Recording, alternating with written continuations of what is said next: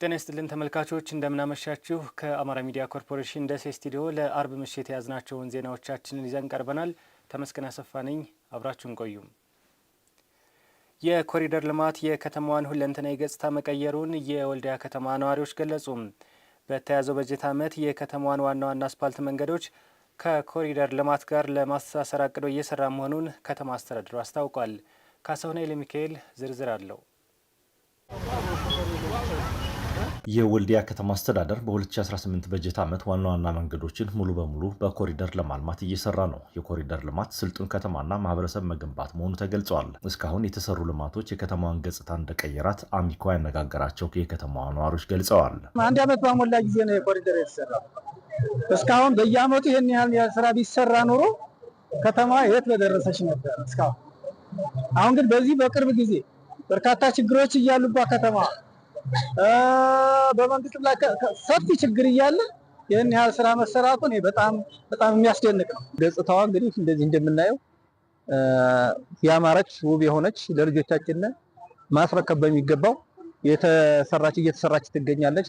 አረጋውያን ለምሳሌ አዳጉ አካባቢ አሁን ቁጭ ብሎ ማታ ቁጭ ብሎ በቃ ሲዝናኑ ነው የሚሉት። ለሽማግሌዎች አሁን የመንፈስ እርካታ ነው። ወጣቱ ትውልድ ልማቱን የመጠበቅ ኃላፊነት እንዳለበትም ተገልጿል። ኮሪደር ልማት እውነት ለመናገር ወልዲያን ታይቶ በማይታወቅ ሁኔታ ገጽታዋን ቀይሮታል። ማንኛውም ወጣት ከተማችንን ጠብቀን ከዚህ የበለጠ በመስራት የተሻለ አስተዋጽኦ ማበረከት አለብን ብዬ አስተላልፋለሁ። የወልዲያ ከተማ አስተዳደር ከተማና መሰረተ ልማት መምሪያ የኮንስትራክሽን ዘርፍ ምክትል ስራ አስኪያጅ መሐመድ ሷሊህ እየተሰራ ያለው የኮሪደር ልማት ከተማ አስተዳደሩ የመፈጸም አቅሙን ያዳበረበት መሆኑን አስረድተዋል።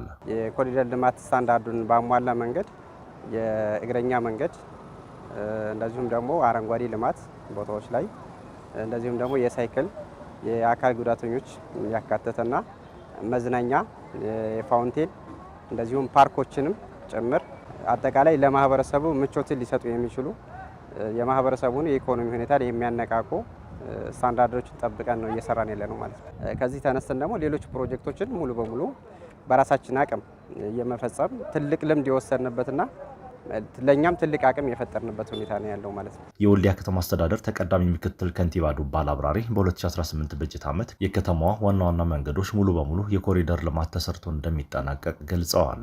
የኮሪደር ልማቱን ሁለንተናዊ በሆነ መንገድ መፈጸም ከተማ ማሰልጠን ብቻ ሳይሆን ስልጡን የሆነ ማህበረሰብ ለመፍጠር እድል የሰጠ ነው። ሰው ራሱን መጠበቅ፣ አካባቢውን መጠበቅ፣ ከተማውን መጠበቅ የቻለበት ሁኔታ ነው ያለው። ይህን ማድረግ ሲቻል ድህነት የሚባለው ነገር መልክ እየያዘ ስራ አጥነቱን ጭምር በዚህ ደረጃ የገዘፈው እያነሰ እየኮሰሰ የሚሄድበትና የከተሞች ብስቁልናን መልክ የሚያስይዝበት ሁኔታ ነው ያለው። በመሆኑም በዚህ ዓመት መጨረሻ ላይ በኮሪደር ልማት ተደራሽ የማይሆን የዋና የአስፓልት መንገድ ባለባቸው አካባቢ ተደራሽ የማይሆን ሰፈር የለም ማለት ነው። በልማት የተፈናቀሉ ወጣቶችን ወደ ስራ ለመመለስ 250 መሸጫ ቦታዎች ግንባታ ላይ መሆናቸውን ከንቲባው ነግረውናል። ከ250 የሚሆኑ መሸጫ ቦታዎችን አስበን ሆስፒታል አካባቢ በስፋት እየሰራን ነው። መልካቆሌ አካባቢ በስፋት እየሰራን ነው። በተመሳሳይ ጎንደር በርና ዳጎ የሰራናቸው ነገሮች አሉ። እነሱንም ጭምር መልሰን ወደ ስራ የማስገባትና ነገር ግን የስራ ሲስተማችን ደግሞ እድገት ተኮር የሆነ በክላስተር ላይ ትኩረት ያደረገ ተግባራትን ለማከናወን ስራ እየሰራን ያለንበት ሁኔታ ነው ያለው እና በኮሪደር ልማቱ ዘርፈ ብዙ የሆነ ጥቅም ያገኘንበት ሁኔታ ነው ያለው። የወልዲያ ከተማ የመልማት አቅምና ጸጋዎቿ ሰፊ በመሆናቸው የከተማዋ ነዋሪዎችና ተወላጆች በገንዘብ በእውቀትና በጉልበት ድጋፍ በማድረግ የሰለጠነች ከተማን ለትውልድ የማሻገር ተግባር ላይ እንዲተባበሩ ጥሪ አቅርበዋል። የኤሌክትሪክ ኃይል መቆራረጥ ችግርን ለመፍታት ጊዜያዊና ዘላቂ መፍትሄዎችን እያከናወነ መሆኑን የኢትዮጵያ ኤሌክትሪክ አገልግሎት ደሴ ሪጅን አስታወቀ። ሪጅኑ ከደንበኞቹ ጋር በአገልግሎት አሰጣጡ ዙሪያ በደሴ ከተማ ውይይት አካሂዷል። መሐመድ በቀለ የኢትዮጵያ ኤሌክትሪክ አገልግሎት የአገልግሎት አሰጣጡን ለማሻሻል የተለያዩ ስራዎችን እየሰራ ይገኛል። የሚሰጠውን ደንበኛ ተኮር አገልግሎት ለማዘመን በደሴ ሪጅን ስር ከፍተኛ ኃይል ከሚጠቀሙ ደንበኞቹ ጋር በደሴ ከተማ የውይይት መድረክ አካሂዷል። አቅርቦትና መቆራረጥን ጨምሮ በአገልግሎቱ መሻሻል ያለባቸውን ጉዳዮች ደንበኞቹ አንስተዋል። በተለይ ሰብስቴሽን ጋር ምናምን ተያይዞ ያለውን ሁለቱ በጣም ኮምፓቲብል ሆነው አላይን አድርገው መስራት የሚገባቸው ተቋሞች ናቸውና ይህን ችግር በዘለቄታ ከመፍታት አንጻር ያለው ዝግጅት ምንድን ነው? ስማርት ሜትሮቹ ሲተከሉ በትክክል የሚገባው ፌዝ ታስሮ ካልታሰሩ፣ የሚገባው ከረንት የሚገባው ቮልቴጅ ቦታው ላይ ካልታሰረ ሪዲንግ ላይ ችግር ይዞ ይመጣል እና ፋይናሊ ባክ ፔመንት ይዞ ይመጣለኝ። መብራት ኃይል ፓወር አቅራቢ ነው። እኛ አገልግሎት ምንወስድነን በፈለገበት ሰዓት ነው የሚቆራረጠው። አንዳንድ ጊዜ ሆን ብሎ የሚጠፋ ነው የሚመስለው። በእኛና በእናንተ መካከል የውለታ የለም፣ ይሄ አግሪመንት የለም ማለት እናንተ መብራት ከሚገባው በላይ ኃይል ሲጨምር እና በዚህ ምክንያት ጉዳት ሲያደርስ ተቋሙ ኃላፊነት ይወስዳል የሚል አስገዳጅ ሁኔታ የለም። ሰው መዓት ነገር ይበላሻል። የተበላሸውን ማሽን ማስጠገን ወይም መተካት ኃላፊነት የሚወድቀው ካምፓኒው ጋር ነው። በኢትዮጵያ ኤሌክትሪክ ኃይል የሰሜን ምስራቅ ሪጅን 1 የትራንስሚሽን ሰብስቴሽን ኦፕሬሽንና ጥገና ዳይሬክተር የሆኑት አቶ በድሩ አህመድ የተነሱ ችግሮች ተገቢ መሆናቸውን በማረጋገጥ ችግሩም በጊዜያዊነትና በዘላቂነት ለመፍታት እየተሰራ መሆኑን አስረድተዋል። ከኮምቦልቻ 2 ወደ ኮምቦልቻ 1 የሚሄደው የትራንስሚሽን መሙላት ወደ 230 132 63 ኤምቪ የሆነ ትራንስፎርመር አሁን ከገና በኋላ እንዲመጣ አድርገን ሼዲንጉ ሙሉ ለሙሉ ለማጥፋት እየተሰራ ያለበት ሁኔታ አለ። ለረጅም ጊዜ ሊፈቱልን የሚችሉት እየተሰሩ ያሉ የአዳዲስ ማከፋፈያ ጣቢያ ግንባታዎች ሲጠናቀቁ ነው። ኮምቦልቻ ከተማ ላይ ሌላ ኮምቦልቻ 3 400 ኪሎ ቮልት ማከፋፈያ ጣቢያ አለ። እሱ ትልቅ ነው። ለኮምቦልቻም ብቻ ሳይሆን ለዚህ አካባቢ ለኤሪያው ግሪዱ ለግሪድ አስተማማኝነቱ በጣም ወሳኝ ነገር ነው። ስለዚህ እሱ ሲያልቅ እዛ አካባቢ ላይ ኢንዱስትሪዎች በደንብ አሁን የሚጠይቁትን ጥያቄ በተሻለ ሁኔታ የሚያገኙበት። የኢትዮጵያ ኤሌክትሪክ አገልግሎት ደሴ ሪጅን ዳይሬክተር አቶ ሀብቱ አበበ በበኩላቸው ሪጅኑ 47 በመቶ ገቢውን የሚያገኘው ከቁልፍ ደንበኞቹ መሆኑን ጠቅሰው የመቆራረጥ ችግሮችን ለመፍታት ፈጣን ምላሽ የሚሰጥ ቡድን መቋቋሙን ገልጸዋል። ከዛፍ ቆረጣ ጀምሮ ያሉት ችግሮች ብዙ ናቸውና ይህን ችግር ለመፍታት የቅድመ ጥገና ስራ መስራት ነውና መፍትሄው እንግዲህ ምናልባት አሁን ለየት የሚያደርገው በዚህ አመት ቅድም እንደተናገር ነው ይህንን ኪ ከስተመሮችንና እነዚህ ዋና ዋና ደንበኞች የምንላቸውን አገልግሎት ለመስጠት ኦፕሬሽን ቲም ላይ ራሱን እንዲችል ተቋቁሟል፣ በተቋም ደረጃ ማለት ነው። ፕላንድ የሆነውን ግን ያው ምናልባት ከ6ቱ ከተሞች ኮምቦልቻ አካባቢ ላይ አሁን የ6ቱ ከተሞች ፕሮጀክት አለ። በፕሮጀክት ቢሮ የሚሰራ የማሻሻያ ስራ የነሱም ተጽዕኖ ያሳደረ ይመስለኛል። እነሱም ወደ ፋይናላይዝ እያደረጉን አሁን ይህ ችግር ከተፈታ እዛም አካባቢ ያለው ችግር ይፈታል።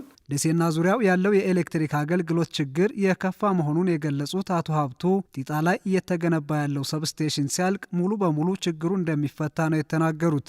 ረጅም ጊዜ በተለይ ደሴ አካባቢ የ66 ኪሎ ቮልት ሰብስቴሽን ነች ያለችውና እቺ ሰብስቴሽን በአካባቢ ደሴ ከተማን ጨምሮ 5 ወረዳ አጎራባች ወረዳዎችና ብዙ ቀበሌዎችን የሚመግብ መስመር ነው። በብዙ የኃይል ችግር ላይ ሆነን ነው ይሄንን ሰርቭ እያደረግን አገልግሎት እየሰጠን ያለ ነው። ከዚህ ችግር የሚያወጣን ግን አትሊስት አሁን የተጀመረው ሰብስቴሽን 230 ኪሎ ቮልት ሰብስቴሽን ነው። በጣም ትልቅ ነው።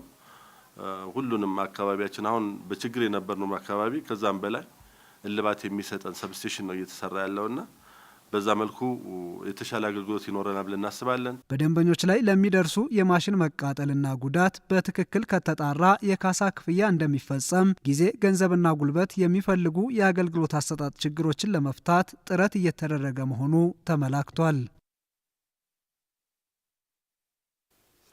በከሚሴ ከተማ የሚገኙ ሁለተኛ ደረጃ ትምህርት ቤቶች ሴት ተማሪዎችን ለማብቃት እየሰሩ መሆኑን የኦሮሞ ብሔረሰብ አስተዳደር ትምህርት መምሪያ አስታወቀ። በትምህርት ዘርፉ የሴቶችን ተሳትፎ 52 በመቶ ማድረስ መቻሉን የብሔረሰብ አስተዳደሩ ትምህርት መምሪያ ገልጿል። መረጃውን ያደረሰን የኦሮሞ ብሔረሰብ አስተዳደር ነው። ወይንሸት ጌታቸው ታቀርበዋለች። ተማሪ ኖሃሚ ወርቅነህና ሰሚራ ሲራጅ በከሚሴ ከተማ የሁለተኛ ደረጃ ትምህርት ቤት የ10ኛ ክፍል ተማሪዎች ናቸው። ተጨማሪ የትምህርት ክፍለ ጊዜ ተመድቦላቸው መምህራኖች ማጠናከሪያ ትምህርት እየሰጧቸው በመሆኑ ተሳትፏቸው እያደገ ነው። ይህ ደግሞ የተሻለ ውጤት በማምጣት ትምህርት ቤታቸውን ለማስጠራት እንደሚያግዛቸው ተናግረዋል። በትምህርት ቤታችን የሚካሄዱ የተለያዩ ሴቶችን መሰረት ያደረገ ፕሮግራሞች ይኖራሉ። ከ95 ወይም በ90 ባለው ውስጥ ጥሩ ውጤት አምጥቼ እንደኔ አይነት ሴቶችና ሌሎች ማህበረሰብ ክፍል ለማሳየት አቅጃለሁ ማለት ነው። በባቶች ላይ ስንሳተፍ ኮንፊደንሳችን ይጨምራል። ኮንፊደንሳችን ሲጨምር ደግሞ እኛ የተለያዩ ነገሮችን ያለምንም ፍራቻ መምህሮቻችንን መጠየቅ እንችላለን ማለት በምጠይቃቸው ጥያቄዎችን በማጠናቸው ነገር እንግዲህ ውጤቴ የተሻለ ይሆናል ብዬ አስባለሁ። የትምህርት ቤቱ የስርዓተ ጾታ ክበብ ተጠሪ መምህር ዘርፈነሽ ታደሰ ሴቶች የነቃ ተሳትፎ እንዲኖራቸው ማጠናከሪያ ትምህርት በመስጠትና በችግር ውስጥ ያሉ ተማሪዎችን የመማሪያ ቁሳቁስ ድጋፍ በማድረግ የተሻለ ተሳትፎ እንዲኖራቸው እየተደረገ መሆኑን ነው የሚያብራሩት። የተለያዩ የሚቸግሯቸው የመማሪያ ቁሳቁሶች ካሉ እነሱን እንደግፋቸዋለን። ክበቦችም የበኩላቸውን ድጋፍ ያደርጋሉ። ልጆችም ደግሞ አክቲቭ ናቸው ለመሳተፍ በዛ ብዙም ችግር የለባቸውም። ከወንዱ የተሻለ ውጤት በሴቱ ይጠበቃል። እኔም በግል እጠብቃለሁ፣ ሁላችንም እንጠብቃለን። የኦሮሞ ብሔረሰብ አስተዳደር ትምህርት መምሪያ ኃላፊ አቶ እድሪስ አህመድ እንደሚሉት የተዛባ አመለካከትን በማስቀረት ሴቶች ተምረው ውጤታማ መሆን እንደሚችሉ በእቅድ ተይዞ እየተሰራ ነው። በተያዘው በጀት ዓመት በተሰሩ ስራዎች 52 በመቶ የሴቶችን ተሳትፎ ማሳደግ መቻሉን አብራርተዋል።